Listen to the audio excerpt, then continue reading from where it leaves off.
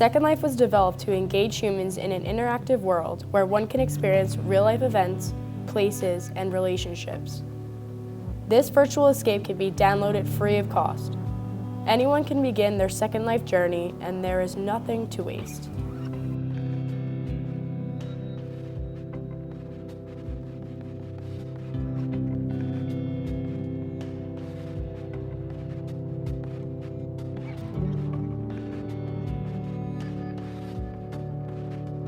Entering Second Life is like throwing a baby into the streets of New York City. According to the Webster Dictionary, the definition of a foreigner is a person not belonging to a particular place or group, otherwise known as a stranger, an outsider, an alien. That, in a sense, is how I'm sure many feel when they first enter the world of Second Life. The virtual world is not popular, user-friendly, or have an ending goal, leaving many newcomers on the outside looking in when it's all said and done. The complexity of this system is similar to the complexity and detail within a live-action role-play rulebook.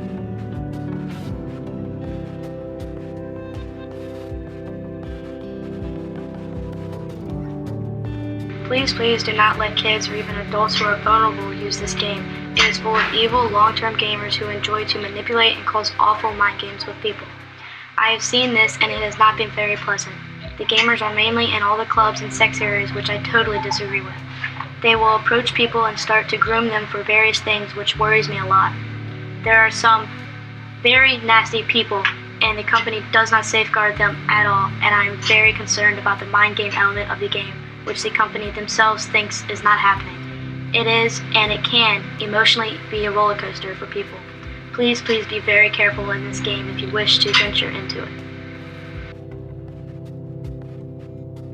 Second Life holds an allure over its users and brings them into a realm of an alternate form.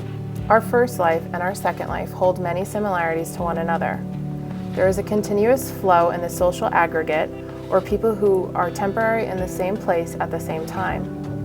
This reflects that individuals in both worlds have a sense of control and free will over their lives to roam freely.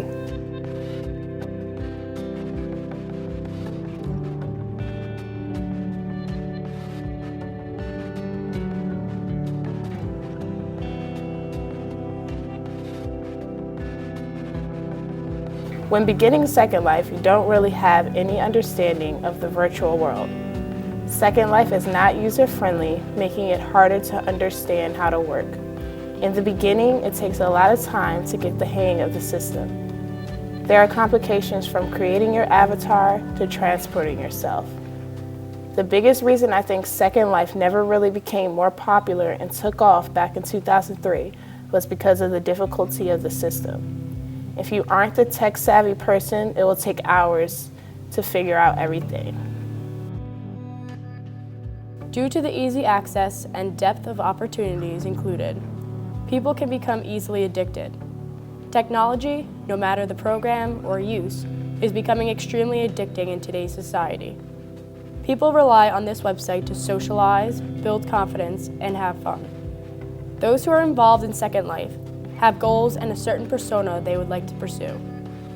With the easy, manipulative avatars that you can build and choose from, people turn to this to live through the screen. Addicts begin with individualizing themselves and starting a reputation online.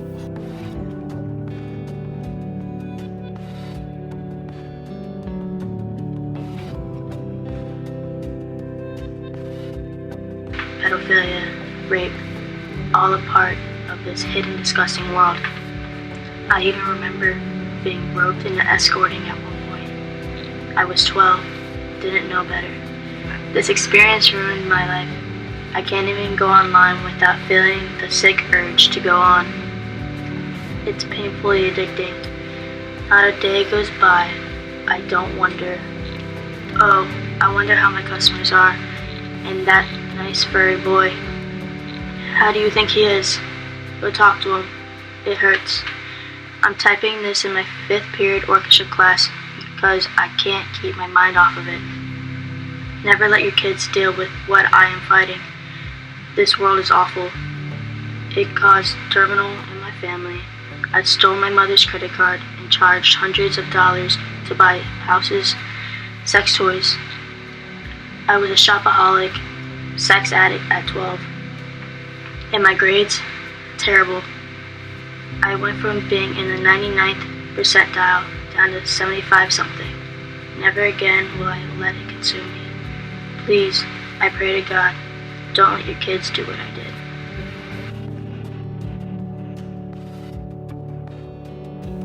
Humans strive to always improve themselves, both in reality and in virtual context. The pressure to advance and improve oneself in the online environment requires a lot of time and energy, which is the beginning of an addiction. Once one begins their virtual life on Second Life, they realize the financial benefits available. They seek to take advantage, which gets them deeper and deeper into the application itself. Building of companies result in profit both in one's wallet and in their minds. Entrepreneurs in Second Life invest their life to being successful and respected. This takes a surplus of hours, days, months, and even years to build up.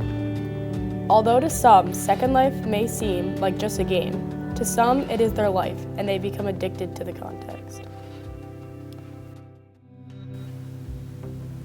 When an individual conforms to the societal and cultural norms, they depend on the presence of strong bonds between individuals and the society around them.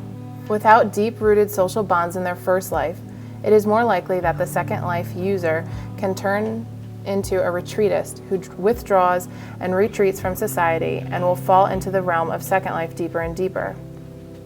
Finding more attachments and involvement in the platform, and the user ends up being fully committed to the belief that this form of virtual life is the form of reality with greater importance than that of their first life. As we roam and do our own bidding, we form primary relationships. These are people who we are emotionally close to, our friends, our family. If these bonds are weak, it is more likely for retreatism to occur and to fall out of the conformity that is our first life. A Second Life user can withdraw from society and adapt the new society of their virtual world as their primary community interface. When I was 11, I was a lost soul. I had no friends, had depression, low self-esteem, and was one of those mature-looking but inside very impressionable kids. One day I was browsing the internet and came across this website, Second Life. It looked like everything I had hoped for. New beginnings, a chance to be a pretty, sociable girl. Only problem? It was for 18 and up only. I didn't think much of lying about my age. After all, I wasn't academically stupid and knew how to accurately portray an 18-year-old girl. Well, that was one of the most regrettable mistakes I've made, ever. By the time I was 11, I'd become a potty-mouthed, stupid, shopaholic, cybering addict who was failing all of her classes because she spent several hours a day chatting with shallow friends. I'm ashamed. That game is line crack. It doesn't solve anything and does nothing but wreck you from the inside out. And the horrifying thing is, I can't get off of this website. It's so boring, but so horrifyingly addicting. I'm only 13 and I feel as if I'm on a doomed road. I've told my parents about this and they've uninstalled it from my computer, but I know how to work a computer and how to hide the application from my parents.